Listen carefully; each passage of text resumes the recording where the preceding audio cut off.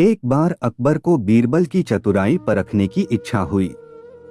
उन्होंने अपनी उंगली से अंगूठी उतारकर अपने एक दरबारी को सौंप दी और उससे कहा, इस अंगूठी को तुम अपने पास छिपाकर रख लो। इसके विषय में किसी से कुछ मत कहना। आज हम बीरबल को थोड़ा परेशान करना चाहते हैं। थोड़ी देर बाद जैसे ही बीरबल दरबार में आए, अकबर ने कहा, बीरबल, आज सुबह मेरी अंगूठी खो गई। वह अंगूठी मुझे बेहद प्रिय है, इसलिए तुम किसी भी तरह उसे तलाश करके लाओ।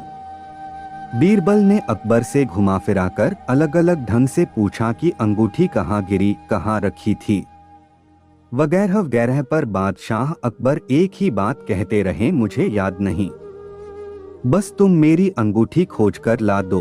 बीरबल समझ गए बादशाह उसे मूर्ख बना रहे हैं। उन्होंने दरबारियों की तरफ देखा, सभी दरबारी मुस्कुरा रहे थे।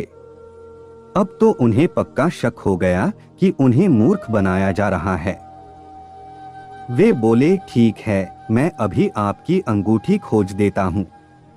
बीरबल आंखें बंद करके कोई मंत्र सा बुदबुदाने लगे। फिर उन्होंने अकबर से कहा, हुजूर, आपकी अंगूठी यहीं है, वह किसी दरबारी के पास है। जिसके पास अंगूठी है उसकी दाढ़ी में तिनका है।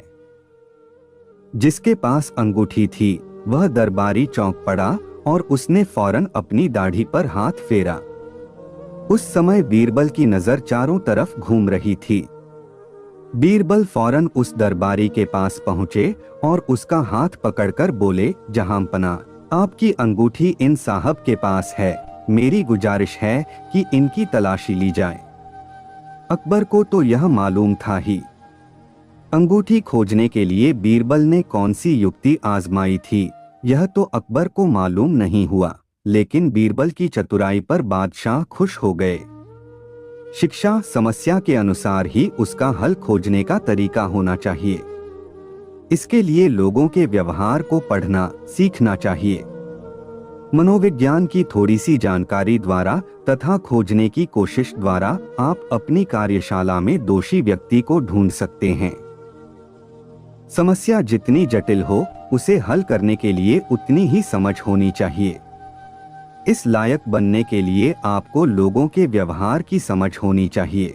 थोड़े से मनोविज्ञान की जानकारी और प्रशिक्षण द्वारा और खोजने के समय से आप अपनी कार्यशाला में परेशान करने वालों को पकड़ सकते हैं।